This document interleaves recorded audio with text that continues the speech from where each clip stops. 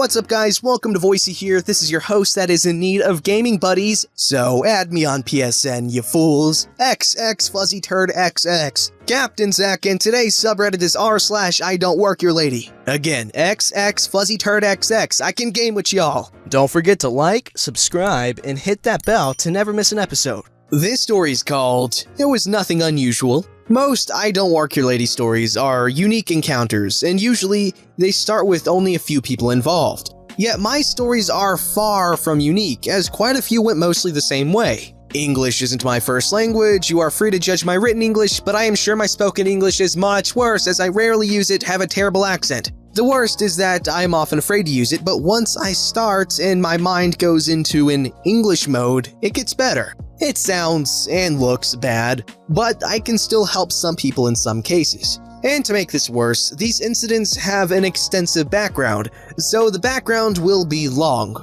very long, while individual stories will be much shorter.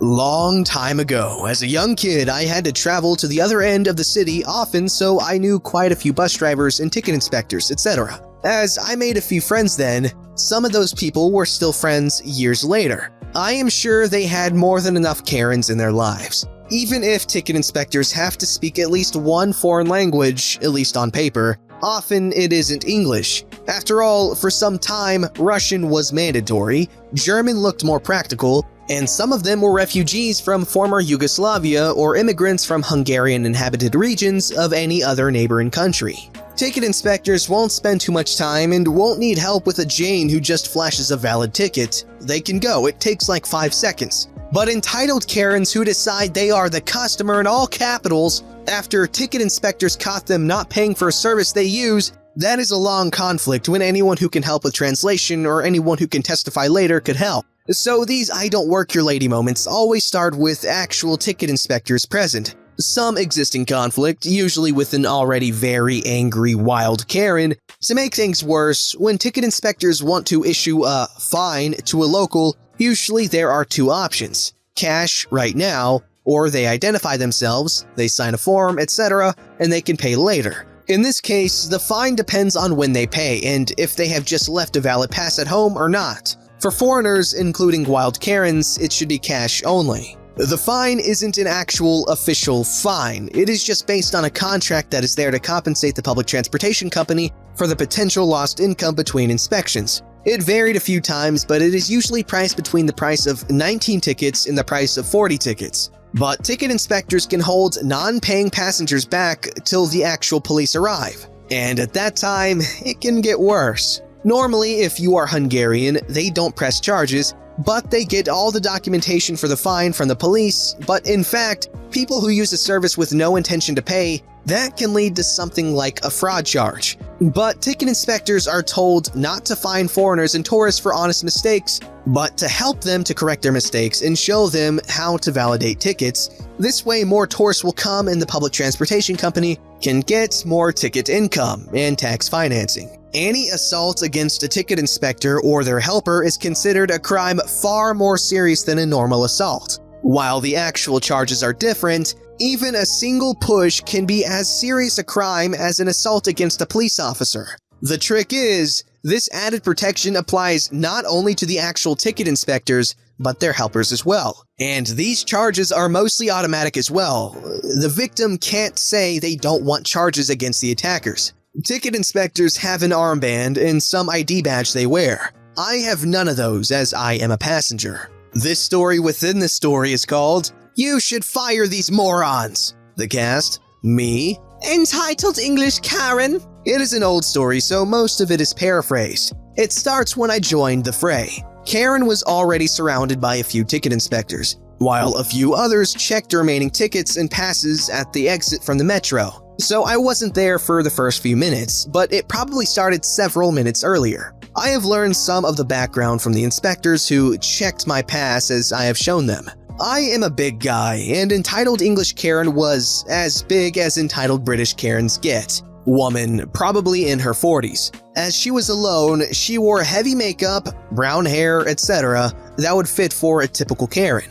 Okay, I hadn't seen the sour face as she was already yelling when I met her, so her face was mostly distorted by anger. I say to entitled English Karen, Hello? Hello, you should fire these morons right now! Yeah, I can't, as I don't even work here. Yes, you freaking can! You sure these morons don't deserve a job? They can't even speak English! But ty говоришь по-русски? Which translates to, and do you speak Russian? I asked in Russian. I don't speak Russian too well either, but I want to make sure to show some of us Central European barbarians might speak multiple foreign languages.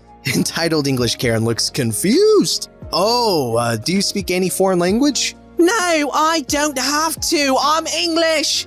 I see. Now, let me explain. Don't frickin' explain. I am the passenger. No one shouldn't be rude to the paying customer. They shouldn't delay me. You should fire them for being an ass. Ma'am, do you have a valid ticket? I expected she might have a ticket, but not a valid one, as she might have forgotten to validate it. Too bad she had no ticket and she was yelling, screeching, as I have learned that. The moment I tried to turn to ticket inspectors for more information, she grabbed my arm, trying to ensure I only pay attention to her. That was the time to silence her. Shut up! I don't work here! Unlike you, I am a paying customer! And you were rude towards me! And yes, I don't have to tolerate that, so we can call for security. Assaulting any ticket inspector or their helpers is a crime, and the moment you grabbed my arm is on camera. You said people who don't speak a foreign language don't deserve a job. Maybe that's why you can't afford a ticket. It looks like you might be illiterate as well because you didn't manage to understand the English part of the terms and conditions. Maybe you should walk next time. But this time, you should stop assaulting me or any of the ticket inspectors and pay the fine quickly and quietly, unless you want some room over your head in some of our prisons because you can't afford anything else. Entitled English Karen in a much less loud voice. That was rude. She had to pay anyway, and while she has sent an official complaint in email later, where she claimed that the manager was even ruder than the inspectors, everyone laughed at her stupid arrogance. This second meta story is called American Karen and the N-Word. Entitled American Karen was another special one. I don't want to paraphrase that discussion, but there I had to use the help of a phone. This Karen was Afro-American, and like some problematic people, she relied on the race card to get away with anything once she has done something wrong. She wanted to see the manager because those racist pigs assume she is a criminal who rides the tram without a ticket or pass. I wouldn't compare her to a typical Karen, as she was younger than most typical Karen people, but she was used to being abusive from her safe space. She was one of the disgusting asses who tried to use and abuse the race card to get away with anything and make a bad name for her peers she represents when she pulls out that race card. In the beginning, she played the victim with tears and all, but it didn't change the fact that, in fact, she had no ticket at all. And while I helped with translating, I made it clear that I don't work there at all. But in her worked up state, she ignored most of it and was getting more and more aggressive. It went back and forth, and several times I had to tell her I don't work there, I just try to help with the language, etc. I knew the cops would come, so all I had to make sure is that she admits that she thinks it's okay to attack me because of my race. When the cops came, I pulled up my card to trump her race card and used the N-word of all N-words there. And she was fully unprepared for that. I admit, using it can be unfair and very offensive, but yet I'd like to point out that my nose is a clear sign of my partly Jewish ancestry, and her comments on my ethnicity were the same the other Nazi used in the past. So the N-word she deserved was the word Nazi. So essentially I have dropped the nuclear bomb of revenge on her. She thought she might experience the other N-words because of anger, and that can give her a high ground. But this surprise attack was totally devastating for her. Once she realized that her attacks were recorded, she attacked someone with a visibly Jewish ancestry in an area affected by the Holocaust, and she made it clear that her attacks were valid based on ancestry and ethnicity. She knew she couldn't win. I had to remind her once again that I don't work here. She has to pay the fine to the actual ticket inspectors instead. She was surprised that even after all of this, her fine had no other consequences. She wasted a lot of time, made a fool of herself, risked plenty of problems, etc. for less than $30. Her attacks against me Well, I have told her that I might press charges, sue, etc., but she is free to suggest any other fair solution. She wanted to solve the issue with money, but I told her an apology is better if she learned from the incident. I also asked her that once she calmed down, think about it, and write an email about what she has learned from the incident. In the exchange of emails, I suggested that she should read First They Came by Martin Niemöller, and that her race and racism card was bad because with that thinking, there is, no matter who you are, there will be a card that essentially denies your rights. You are non-white, non-male, you can still be non-Jewish, cisgender, heterosexual. All people are born equal, and you shouldn't use discrimination to get advantages or get away with anything. She managed to understand, and as we share a hobby, tabletop RPG games, and both of us play quite often Dungeon Master Online, I consider her a friend now. We can blame Dungeons & Dragons 5th edition because dark-skinned versions of some creatures are often considered evil, and from what I've heard, she had some IDontWorkHereLady moments herself, so I might ask her to post here. Okay, I'm not gonna lie, I got really mad in the middle of reading that when he said he called her the N-word. I was like, no. But I'm so glad this guy turned out to be super mature and very nice. You gotta respect people that can manage to make friends of their enemies because, that's something that only really mature people can do. People that can understand other people's perspectives and, that's something we need more of. This is a really good story and pretty well written considering, this guy speaks multiple languages. However, some parts I had to kinda try to guess what he was trying to say, but I hope I did an okay job. And sorry if I butchered that Russian pronunciation. I'm really self-conscious.